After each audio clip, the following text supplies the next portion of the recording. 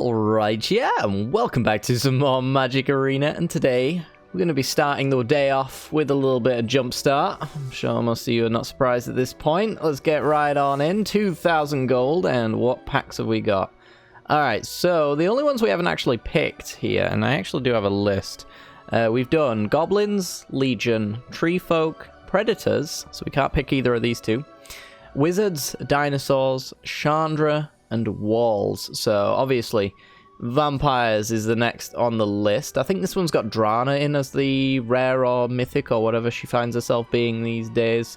And then there's actually a fair few things in here as well. Gifted Aetherborn is like a mythic uncommon. Ooh, okay, so we haven't done Spooky or Minions. Oh, what do we do? I think Gonti's in the Minions, right?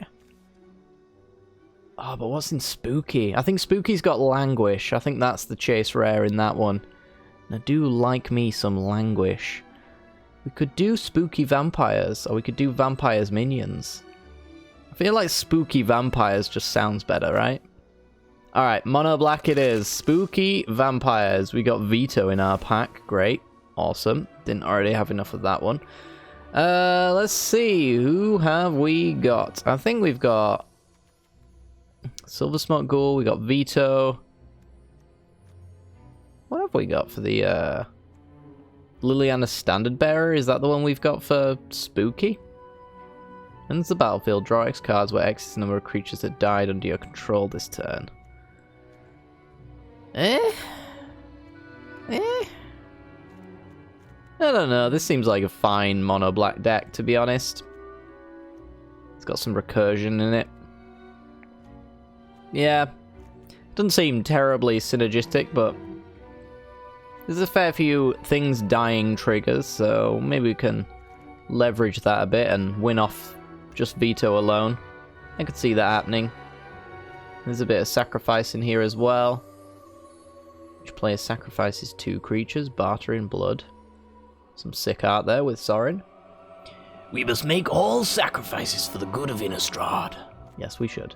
Alright, let's get to it, shall we? Not really much to go on, except for, you know, I think we got the worst of the possible rares we could have got.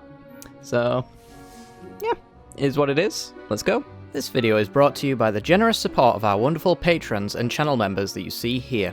If you'd like to support the channel and get access to cool content like sneak peeks, bonus videos, polls on future content, or access to a personal deck critique from myself every month, then hit the join button down below, or check out the Patreon link in the description. With all that said, let's get into the gameplay.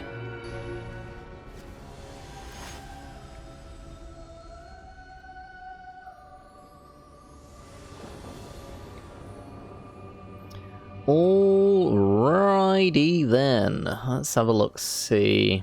Very slow hand from us. It does have removal on 4. I don't know.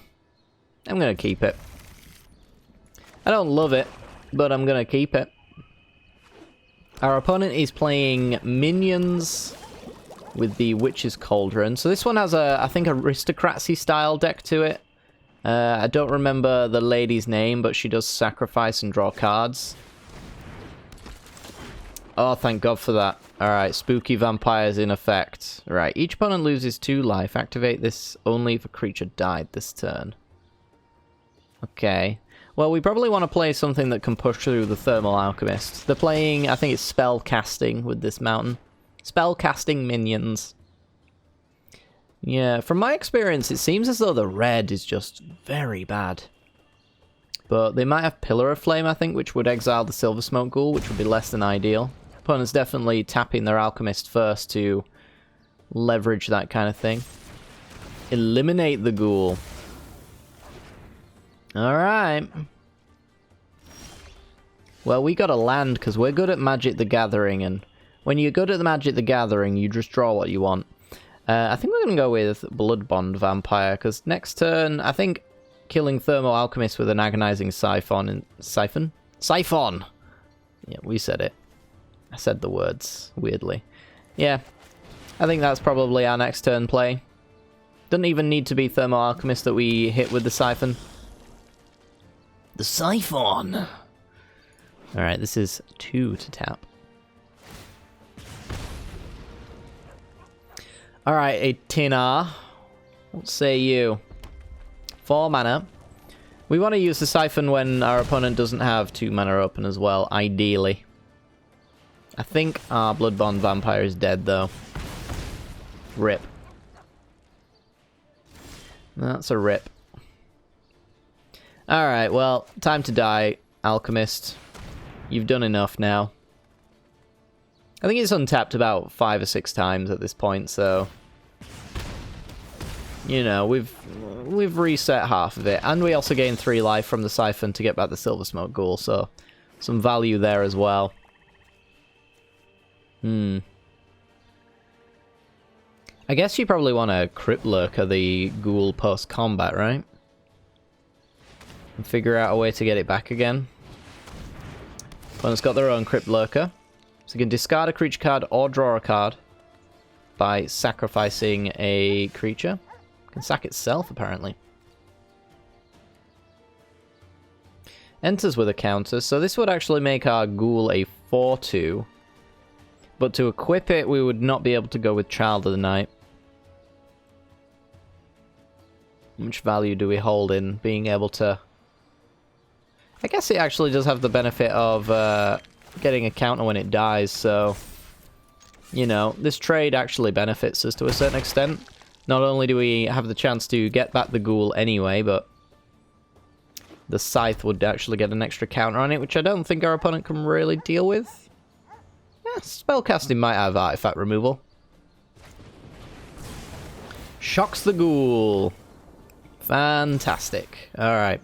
If we can get this really huge massive and equip it to the Child of Night, then the Ghoul coming back is just going to be very easy for us. And I think that's what we're going to go with. While our opponent's tapped out, let's get around 2 damage burn spells like Pillar of Flame.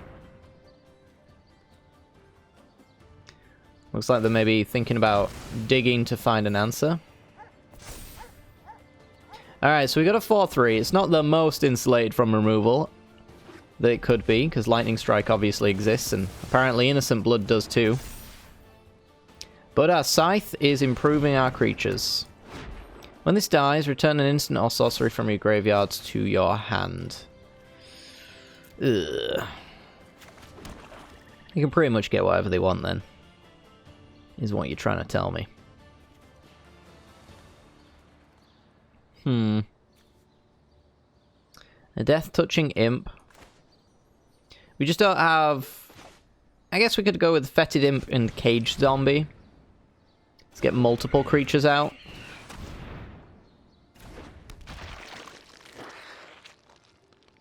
I just don't want to play into Innocent Blood, essentially. If our opponent does decide to get rid of Living Lightning, which it looks like they're seriously considering it. Yep. Some very, very cool art. I do love the art on elementals in general. Not sure there's an elemental that I don't like the look of. Alright, so they're going to go with Hungry Flames. To kill the Cage Zombie, presumably. Yep. 3 to the zombie, 2 to us. And Bone Picker. Threatened creature has lifelink, and whenever a creature an opponent controls dies, put a counter on this creature. Well, that's got Death Touch, so we're in an awkward spot. I guess we will offer the trade by equipping up here. Yeah, figured that might happen. And from there, I think we'll just play down the Crypt Lurker. And we'll decline. Alright, I think this is where we really seriously outperform our opponent. Boom. Lifelink in 7/8. Brings back Silver Smoke Ghoul, which we can sacrifice or snacrifice, depending on how cool you are. We can get that back after combat. Gourmand. Okay, I will sacrifice my Silver Smoke Ghoul. Happily. It'll come back during combat anyway, because we'll have gained at least 3 life on combat. We've got Battering Blood, so the demon chef himself, Gormond, will do nothing. So, pretty cool. Pretty cool. We are 1 match down, and I'm going to remember this time to go to the winning screen so you can see what ICR I got. I mean, I've already been scammed out of a win with Vito being in my pack, but... Archon of a Redemption, 5 mana, rare, 3/4 flying. When it enters the battlefield or another creature with flying enters the battlefield under your control, gain life equal to that creature's power. So that's the life gain one. I think it might be in Doctor or... I actually don't know. I think it's probably in the flying birds one, I would guess. That's in this pack. Not sure, but it's a fine card. It's not exactly historic playable, but it's fine. Next game.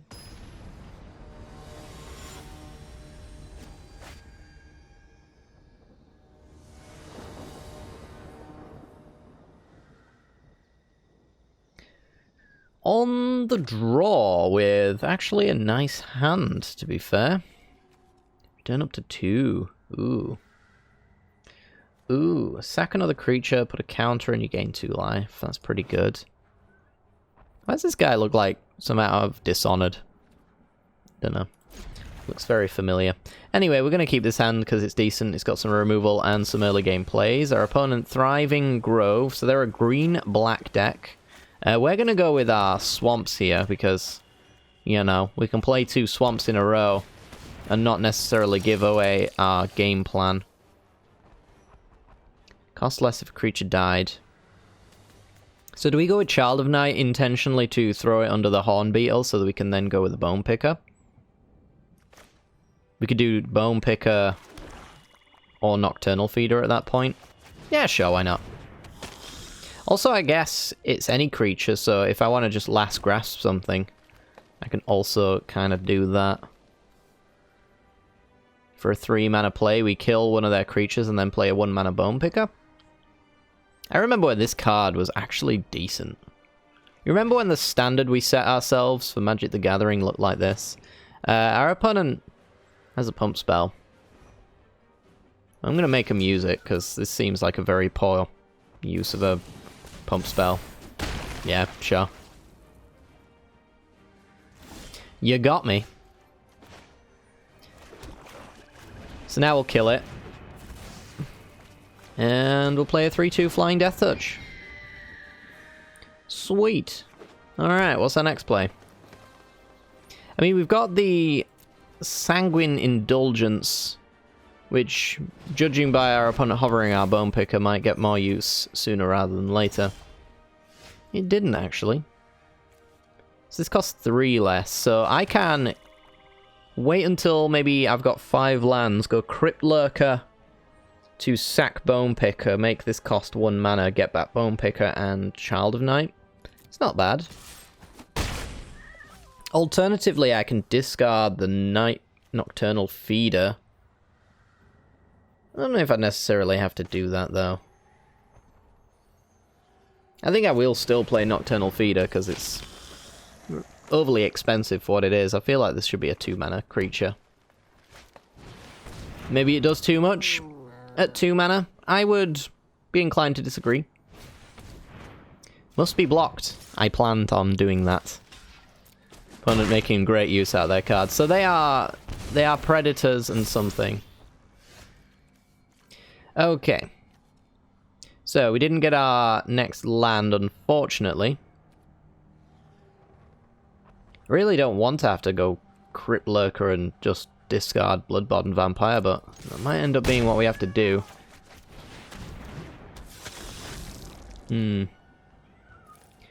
I just need some lifelink. Alright, so it's predators and counters. Fair enough. Yep, really kind of threw me off with naming black there, I guess. That's a 7/7. I will accept it for now. I feel like I can take that damage knowing that I do have... Oh. I did really have cards that could make you sacrifice that. Alright, so we're gonna go with a smack, a Crypt Lurker. We will snack on a creature and get that Bone Picker gone. Ooh, we got a land. Oh, it's gained 3 or more. Why did I think he was dying? I'm so bad at Magic the Gathering. I'm so bad at Magic the Gathering. Why do I bother? We'll take it. Shouldn't have done that. Should not have done that. They're going to name red with that one.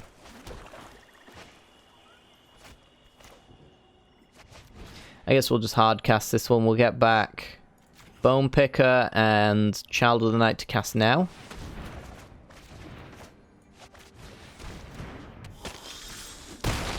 Alright, take him to 8.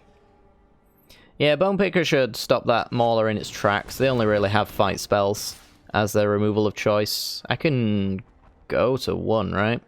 As long as I'm careful. As long as I'm careful. Let's go to 1. Silver Smoke Ghoul, very good. I can actually go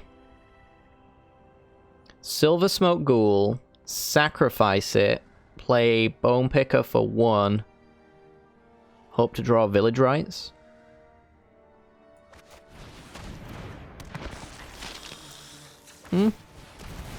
Seems okay. The Scythe. Fair enough. Alright. I'm gonna pass, because the Brindle Show unfortunately would turn into a 3-3 when my opponent inevitably blocks with it. Are you sure? They are sure. Alright, well. Easiest blocks of all time. It's a shame we didn't have the Scythe out at the time, but it is what it is. Okay, I think we'll go with the Scythe. We will equip it to the Child of Night. And we'll gain a little bit of life here. That'll actually get back the Ghoul as well. So our opponent's losing their token. We are losing our Child of Night. However, the Scythe gets bigger. And we also just get back a 3-1 instead. Sweet. Alright. Yeah, a little bit of I misread a card and punted. But other than that, we're 2-0 with this thing now. Yeah, this just, you know, the Drinking Blood, I don't know. I guess it makes sense for life game, but yeah, I was mistaking it, I guess, with the Bone Picker here. They do functionally a similar thing in that they get 3 cost reduction. I just assumed they did the same thing, but apparently not. Apparently not. Punts in the chat, please. Alright, so 2-0. Our next ICR, because we have officially completed this run, which is very quick.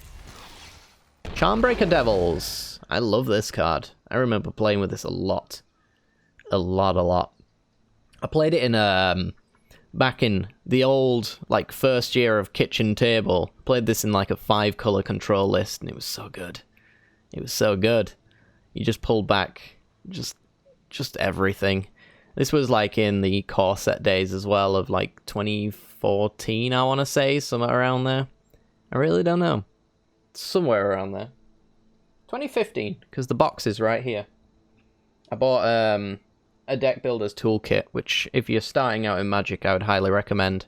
And the reason why, as well, fun story for anyone who cares, the reason why I love Jumpstart so much is when I got the deck builder's toolkit, it essentially comes with, or at least it used to, I don't know if it does anymore, it came with like blocks of different coloured cards, and me and my cousin, who also was getting into Magic at the time, we would literally take 2 colours and jam them together, which is exactly what Jumpstart is. And Jumpstart also just has all the cards from like Jewels of the Planeswalkers and Magic Jewels just jammed in it, and it's just, this is a nostalgia trip for me. It's why I'm absolutely obsessed with it. But yeah, Charmbreaker Devils was definitely one of my first year cards, and I absolutely love it. It's a horrible card, but it does have a sweet spot in my heart nonetheless.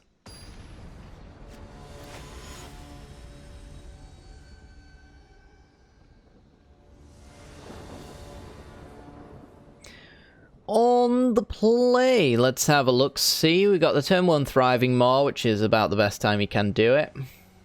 Gristle Grinner, 5 mana 3/3. When a creature dies, it gets +2/+2. It's not amazing, but it's a thing. I think I'll keep this hand.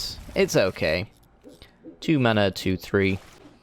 We're gonna name to throw our opponent off green.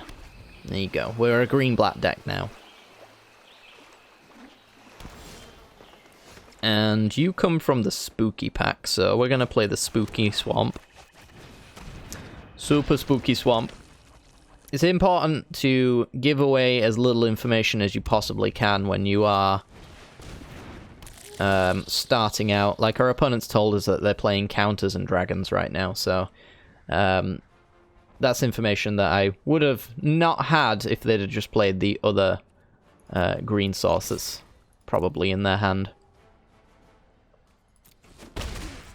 But something to keep in mind. We can't actually avoid making this land drop. I would never suggest skipping your land drops to avoid giving information like that. Just make them. But if you do have very easy mana restrictions, like a monocolor deck in our sense, focus on the same type of... Ooh, this is going to be good. Focus on the same type of swamp or card. You are a weird one, Mr. Grinch. Probably still want to kill that. Yeah, let's do that. Child of Night. Alright. Get in, play Child of Night. We would have preferred a swamp there, I think. But Child of Night is acceptable. As long as they don't play a creature with power 4 or greater, I can block it. But they're at 4 mana now. In card and mana efficiency terms, 4 mana 4/4s are completely on the table. Oh dear. Oh dear. That's not good. That needs removing. Alright, so let's get rid of the Horn Beetle. I think the worst they can do is put a +1/+1 counter on it at that point. And let's get in. So... yeah, Branching Evolution, 3 mana enchantment. If one or more +1/+1 counters would be placed on creatures you control, twice that many +1/+1 counters are placed on it instead. Our opponent plays a Terror of the Peaks. I can probably afford to wait on the Bartering Blood, but Terror is a horrible card for us to see. Yeah, I think we've just got to pass. Our opponent can play literally any creature now, and it will probably kill... well, it will kill at least Child of Night. Which is why I don't want to go with the Gifted Aetherborn here, because if I have to sacrifice 2 creatures, that's all well and good. Oh boy. Probably just send it in my face at that point, right? No. 8 points not good enough for you? Okay, so we're going to get in and gain our 2. Back up to 20. Opponent takes it. Great, you always take those shots if you can. And then they sack 2 creatures. We got rid of 2 of their best creatures there. And yeah, if we'd have played the Gifted Aetherborn, we would have been sacking it for nothing. Well, we'd be attacking for 2 and that would be it. I think following this up is just a little bit better. Oh dear. Champion of Lamholt. 3 mana 1/1. Creatures with power less than the champion's power cannot block it. Or block creatures you control, sorry. More specifically. And whenever another creature enters the battlefield, you put a counter on it, which is actually twice as many. So it's going to be real big. I think we'll just go with the Gifted Aetherborn here.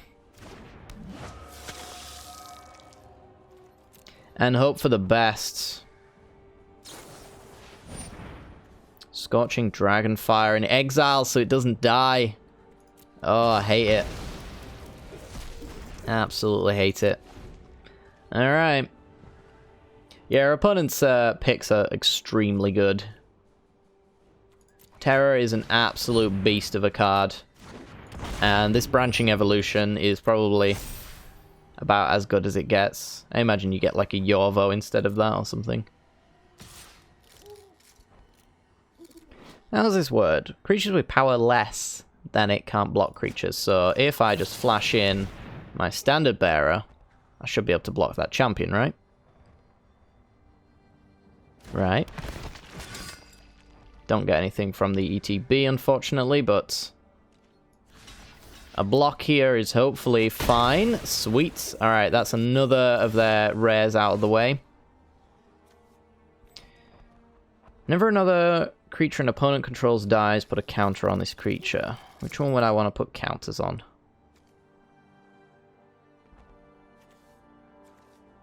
We'll go with Gristle Grinner, I guess. I don't know. I'm not sure if it makes too much of a difference. Dragon Hatchling, by the way, makes for a great blocker. As long as they've got the mana to do it, which they can currently make it a 4-1. Fire Breathing, as the pros would call it. And our opponent's got nothing better to do than to invest all their mana into it. Oh, wow. That's not even a fight. Oof. And now they've got a 2-3 by default. Yeah, we're going to need this Eternal Thirst to really pop off. So we can do Thirst, Scythe, Equip. But with a 6-6 in the way, that's going to be a little bit difficult to do anything about. And in fact, I think we're just dead, right? 6, 8, 9, 10, 11. Yeah, we're pretty much dead. What do you actually do? You've also got Fire Breathing?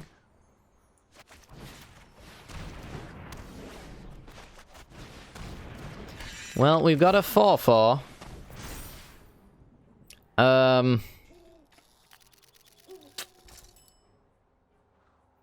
If they draw a mountain, they win. If I don't attack. If I don't attack, what am I digging towards? Really don't know. I'm just not sure that throwing my creature under the bus is really what I want to do. We do have a lot of Death Touch effects. I feel like I've got to take the chance here and... yeah, just gain the 4 life. I'm not sure there's much hope for this game, though.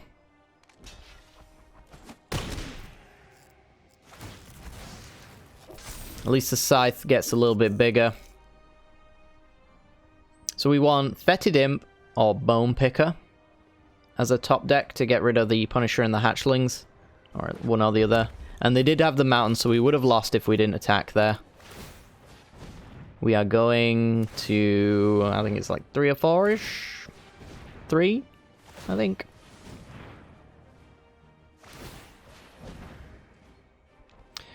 Coming on in. 4. We did draw the Bone Picker, but actually it's not going to be enough because we don't have lifelink anymore. So, rip. Next game.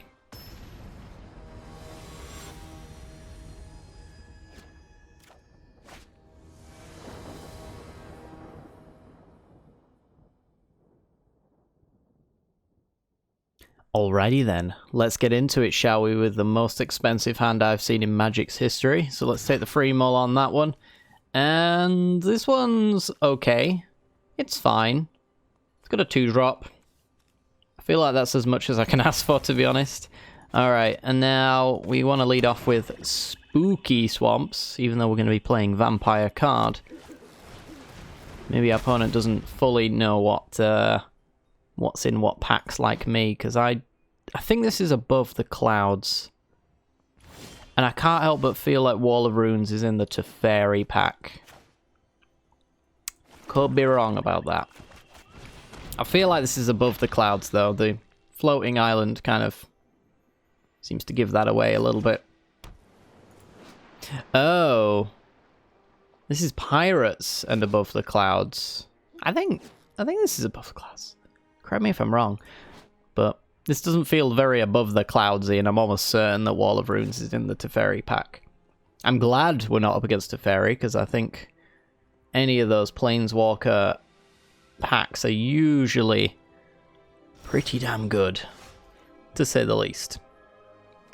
Alright, well, we're going to get our free 2 life here. We'll find out if it's free when our opponent flashes something in. I can't imagine they could flash anything in that doesn't just straight up trade with the Child of Night anyway.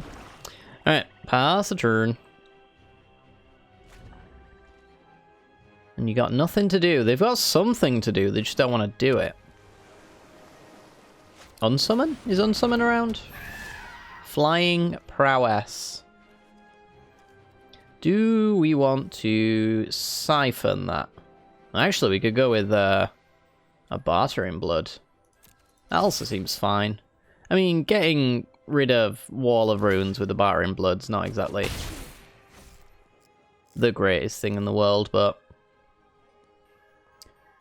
You know, I don't think our Child of Night's going anywhere, so I feel like we're always going to lose something with the removal of this card, and I'm not sure I want to use target removal on the Mistral Singer just yet. Yeah, let's go with Barter. Let's just wipe the board. This should be able to kill just about anything they play, I would imagine. Human Pirate can only block creatures with flying. Well, decently powered, unfortunately for us. I think we're going to go with the Eternal Taskmaster and then the Dutiful Attendant here. Dutiful Attendant actually does combo quite nicely with our Crypt Lurker, because we can sacrifice it to draw a card, and then when it dies, get a creature back. Which is nice. Pirate's Cutlass. Oof. Alright, well, now we've got the Siphon. We really hope our opponent does some sort of tap out. Oof, oof, oof. Alright, so they get to draw a card and hit us for 6. That's pretty grim. However, I'm not sure what they could have short of, I think, Unsummon to get them out of this. Yeah, we just got a really decent amount of value there. Don't have the mana for the Taskmaster, unfortunately. It's just when this enters. Okay, so it's not when any pirate enters, which is nice. Alright, Corsair Captain is our Pirate Lord for our opponent. And let's see, if we draw a land off the top, we can actually swing in with the Taskmaster to return Child of Night back to our hand, which now it doesn't look too great, but hey, Last Grasp. That's not too bad. Alright, let's do that. Kill Corsair Captain. Opponent does have 2 mana open. I'm not entirely sure what they do have in the Pirates, or either of these packs, to be honest. Unsubstantiate, okay. So they have an Unsummon effect. We're going to get in, and we will pay our mana, so we can get our Child of Night. Really no reason not to, we have no follow-up anyway. And yeah, they can replay their Corsair Captain now. What do you do? Now it becomes blocked. Creature loses 2 and you gain 2. For an 8/6 is not too bad. Fetid Imp. Alright, so we're going to go with, I think, Crypt Lurker on the Dutiful Attendant here. Yeah? I guess we could keep it in play by discarding Child of Night instead. Yeah, sure. Discard the Child of Night they know about for the swamp so that we can then go Fetid Imp. Alright, it's not too bad. Got an even trade with our Captain and their Crypt Lurker. I want to work my way up to this because I'm not sure what they can have for it outside of bounce spells. And I guess the odd counter spell? Does Above the Clouds have counter? It did. Not sure it does now. Does it counter unless you pay 1? Actually, if we drew a land off the top, that would have got some value. I'm assuming our opponent doesn't think Mana Tithe, when we've got 6 mana, is likely to occur. Oh, how wrong they are.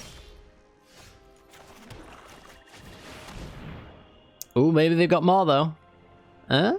They do have 4 mana to activate the Spectral Sailor, so that would explain why priority is being held right now. Okay. And I think we just get in with the Crypt Lurker. Since I'm happy with any of these things getting blocked, to be honest. I don't think they'll trade off a Corsair Captain, so they're likely to take 3 here. Yup. And do we use the treasure to draw a card? We do. Yeah, they really need to dig their way out of this one. Because I'm getting in with the Gloom Sower. I'm getting in with the Crypt Lurker. And I'm death touching up my imp. Oh, yes. Capture Sphere. That's a good one. Well, I'm still getting in with these 2. So, if our opponent wants to block, they're going to leave back the Spectral Sailor. I don't think they will, because it's not a good trade. I think they want to just keep down the 4-mana draw card effect forever. But they are in a low life total, so swinging in is a bit awkward. Bounce a non-spirit. If they bounce my Crypt Lurker, which I would ideally hope they would, I would actually sack the Gloom Sower very easily there. Alright, so we're going to get in with Crypt Lurker. The man of my word. Said I would, nothing's changed. So they have no good blocks. They have a trade, but if they trade, then I'll use my Taskmaster to get back Crypt Lurker later down the line to sack my Gloom Sower and potentially get in later down the line to bring it back as well. And we'll just empty our hands. We could hold up and removal. Not sure it makes too big of a difference. And they did trade off their Corsair as well, which feels like a really big loss for them. I don't know, we haven't seen their Above the Clouds rare yet. I'm sure we'll see it soon enough. This is all mono blue flyers. So the Corsair gets flying as long as it's attacking. Really? Ooh, I don't know about that, bud. I don't know about that one. Because my attack looking pretty good. I'm getting in with that Taskmaster and I'm double blocking. You can equip, I suppose. I'm happy to make that trade anyway. Yeah, that's a 4-2. It still dies to what I've got, and we drew another Swamp, which is sad. Alright, Crypt Lurker. Pay that mana, bring it in. And we're getting a nice even trade there, which is fine by me. So we are sacrificing a creature. Now I'm wondering whether or not I just want to go with the Dutiful Attendant to get back the Taskmaster. I think I am. And bring back the Taskmaster. Finishing Blow is a very good draw for us, being able to kill pretty much anything we want here.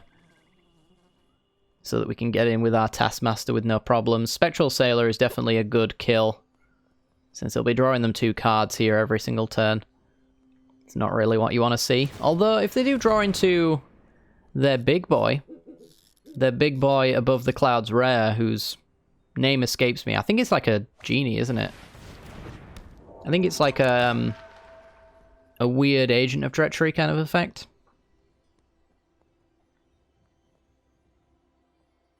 What you doing there? When it becomes a target of a spell, sacrifice it. Otherwise, it can't be blocked. Alright. So, do we Finishing Blow the Tide Skimmer so that we can get in with the Taskmaster, have 7 mana? I think we do.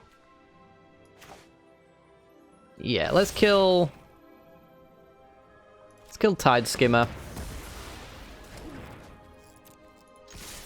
Get Swing in. I really just want to force my opponent into a bad position. I'm thinking Fetid Imp for their flyers is probably the pick here, although I can see Dutiful Attendant being just fine. We'll get back Fetid Imp. And they've got to take 5 down to 5 here. And my thinking is, if I'm this aggressive, then they're not going to be able to attack my life total, which they've done very poorly up until this point. So we're going to force them into chump blocking with everything else eventually. Sailor of the Memes has a very large booty, which is a very good card for them.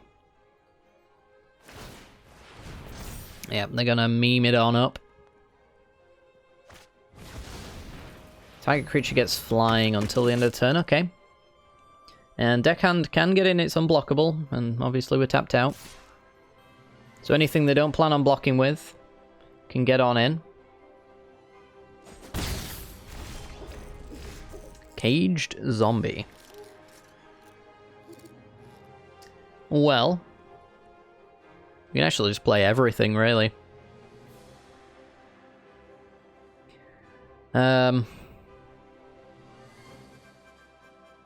Yeah, I mean, let's just play everything. There we go.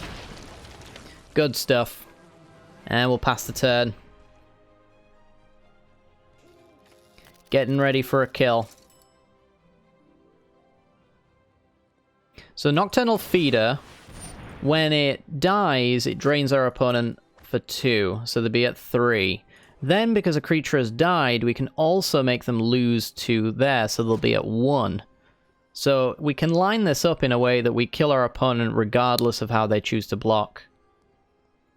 As long as our opponent doesn't have an answer. I've also got the Fetid Imp's Death Touch here as well to force some blocks that are maybe less than ideal. Other creatures with flying get extra power, that is fine.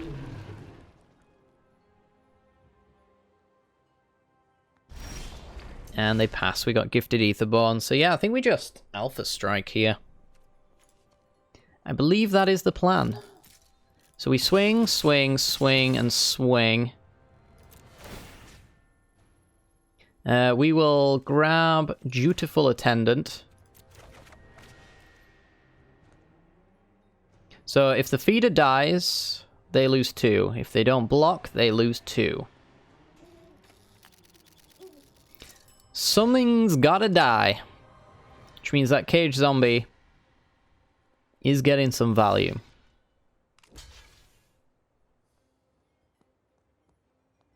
Okay. Currently with these blocks you are dead. Imagine it doesn't stop there. Fantastic. Alright, so we'll have those blocks there. We're already trading on the Fetid Imp anyway. So we take all of this. Opponent goes down to 3, goes down to 1. And then we play Gifted Aetherborn as well, who will swing for lethal, but also has Death Touch, guaranteeing any block will kill our opponent. Or kill a creature, which means the Cage Zombie will kill them. We're at 19, our opponent's barely done anything to us. And yeah, this is just a solid showing for spooky vampires, it seems. 18 cards to their 10. They've drawn 8 more cards than us. They do need to answer Cage Zombie.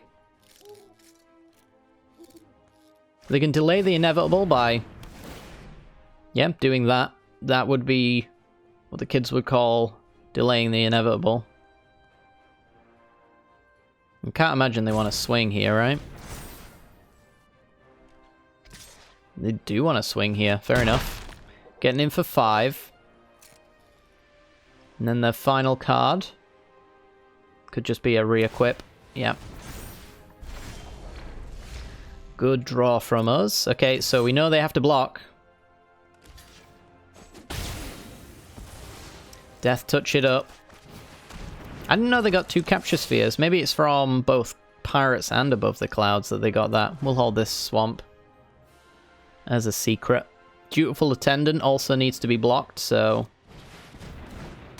Kira. Ooh, our removal is now very bad. That is their Above the Clouds thing, I believe. Also, by the way, whenever this creature becomes the target of a spell or an ability for the first time, counter that spell or ability. They've just doubled the equip cost on their Pirate's Cutlass by sequencing the way they did. Can't imagine it makes too much of a difference, but it's certainly there. Alright, we're down to 11. And our opponent counters, because this creature has become the first target. Oh, I think we just won. Play Veto. So we've been top-decked off the top with Veto before, and now we will do it the same. So we're going to get in with the Attendant. If they don't block, they lose. If they block, we gain 1 life, and Veto triggers, and they lose. Sweet. And Dutiful Attendant would also get us something like, I guess, Crypt Lurker, which would kill one of these, and we can find a way to return it later down the line. Yeah, Veto, solid top deck there, even if it wasn't really the card that I wanted to get from my packs. But yeah, Spooky Vampires is not too bad, even if you do get the worst possible outcomes for the pack openings. Because I think we could have got Drana in the Vampires, and I want to say Spooky has Languish as its rare, and I would much rather have that. I'm really not sure, actually. I should really have the website with all of the cards that could be in the packs, but I don't know, I like the mystery most of all. And I'm still at the stages anyway where I'm actually picking packs based off of the basics that I don't have already, so, you know. Spooky Vampires it is. Before we end off, we did just get ourselves a Core 21 pack, so we might as well open that as a special little reward. What do we get? Rare ICR and 9 lives. Very good. Very good. Nice little meme card. I still kind of prefer Lich's Mastery, to be honest. I think Lich's Mastery is more versatile, even though it does cost double the amount of mana and is significantly harder to cost and build around. But, yeah. It's there. Anyway, guys, hope you've all enjoyed. If you have, then make sure to hit that like button and subscribe for some more Jumpstart in the future. I might try to, as much as I am loving Jumpstart, I might start staggering them out a little bit wider now, because I'm sure a fair few people are a little tired of seeing this format. I don't know. I'm still not tired of it. Let me know down in the comment section below how much you want to see more Jumpstart, because that may determine how much I upload, because I just want to know. I want to know if you guys still want to see this format. I'm loving it, so if you say you want it, you're going to get it. That's how it's going to be. But yeah, like, subscribe, show your support via the comments down below, hit the bell icon to get more notifications when I release Jumpstart in the future. And other than that, I'm going to head off here. Take care, guys. Have a good night.